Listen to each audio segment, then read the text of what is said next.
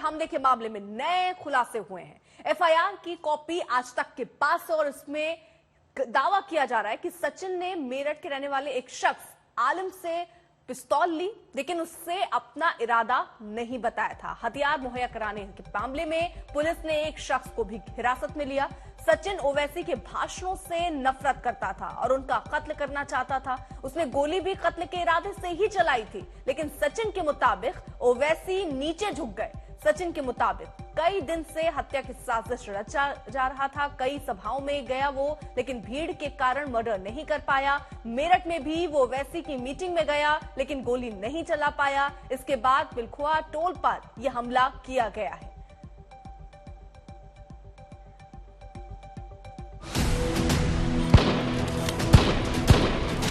आखिर ये कौन लोग हैं जो गोली पर भरोसा करते हैं, बैलेट पर नहीं करते, जो इतनी नफरत पैदा करते हैं? आखिर ये कौन लोग हैं? मैं जेड कैटेगरी सिक्योरिटी नहीं चाहिए मुझे। मैं आजाद जिंदगी गुजारना चाहता हूं। मैं घुटन के साथ जिंदा नहीं रह सकता इस दुनिया में। 2 दिन पहले ओवैसी की कार पर गोलियां चली। गाजियाबाद के छजारसी टोल प्लाजा पर गाड़ी की रफ्तार कम होते ही 2 हमलावरों ने फायरिंग की।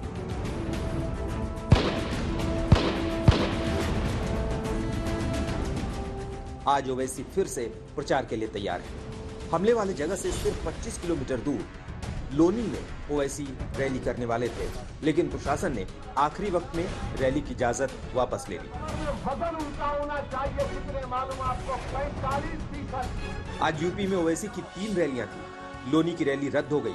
छपरौली और गढ़मुक्तेश्वर में प्रचार जारी रहेगा। हाँ, जाएंगे। ये सुरक्षा फराहम करना हमारी ये सरकार की जिम्मेदारी है। आप गोली से किसी की आवाज को दबाएंगे तो वो ना देश के लिए अच्छा है, ना पार्लियामेंटेरियंस के अच्छा है, बल्कि ये रेडिकलाइजेशन अनार की तरफ लेकर।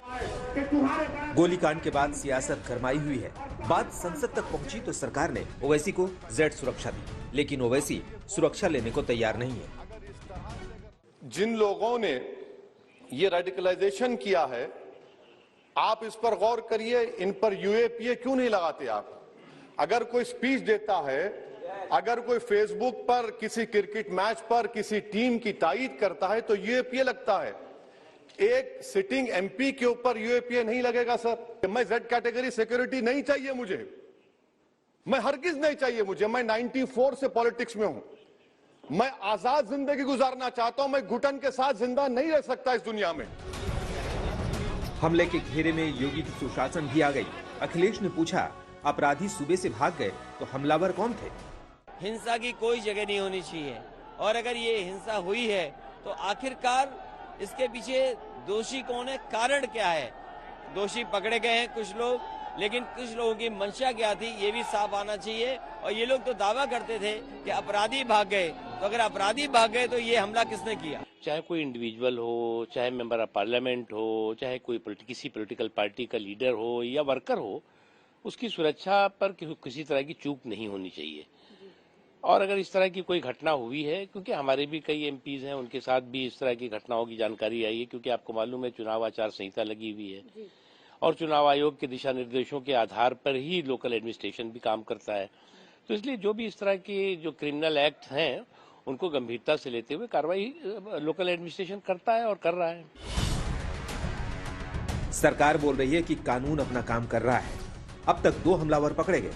दोनों को 14 दिन की न्यायिक हिरासत में भेजा गया है। इतने साल में कभी उनके ऊपर हमला नहीं हुआ, खुलेआम घूमते रहे।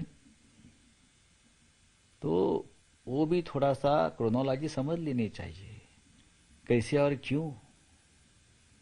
तो आप ओवैसी पे हमले को राजनीति मानते हैं? मैं मानता हूं।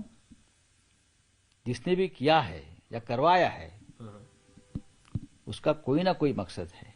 इसकी जांच होनी चाहिए। जांच तो पुलिस करेगी, बाद में निकलेगा, लेकिन जनता ने जांच कर ली है कि ये मिली भगत ए टीम बी टीम का साझा समझौते की फायरिंग है।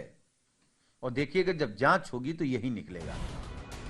पुलिस हमले को कट्टर सोच से जोड़ रही है।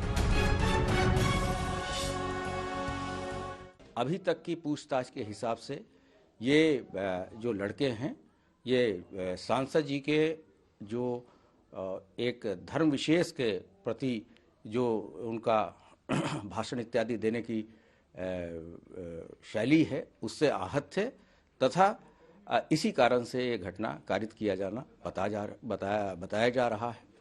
सांसद जी के प्रतिनिधि के कहने पे समुचित धाराओं में अभियोग पंजीकृत किया जा चुका है।